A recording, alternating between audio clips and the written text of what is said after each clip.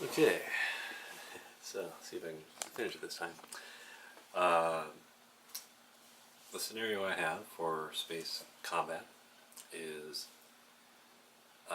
let's say, two cruisers are in the same space, get within line of sight or combat distance, uh, go towards different orientation to have combat role. They have 3 weak points, 2 hangar bays, and a core, reactor core ejector hatch. And they go to battle. So the craft is rotating, and the people are able to move around inside. What I'm envisioning is so hatch pops open, out flies fighter craft and tanks. The tanks skim the surface of the craft, in this case a cruiser, and because the cruiser creates a force field, that takes care of a lot of damage that can come in. So the long tentacle arm off the top of the tank, ideally is meant to reach up high enough so it's beyond the reach of the force field, and from there has a railgun that it can fire off projectiles with. So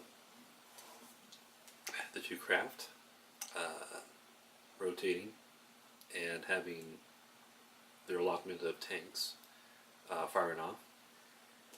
The fighter craft would, in a close or a capital ship-to-ship offensive, combat situation, it's basically the enemy is that direction, so everything past your home ship this direction is safe. You just have to hide behind it. You have to use the ship as your shield, your blocking mechanism. So you would have fighter craft just doing wild stunts as they're, oh, I'm going to arc over this way and fire off a bunch of rounds and back to the cover of the ship. So you can imagine both sides are engaging in this. It's the same with the tanks, skirting along and trying to make sure, poking the arm up, firing off, poking it and getting it back down within safety before they can be taken out by an enemy. Yeah, the two ships would keep doing that until they got closer. They'd be trying to predict and knock off enemy tanks and fighter craft, and of course focusing all fire on hatches and the ejector hatch, or hangar bay hatches and ejector hatch. They would use internal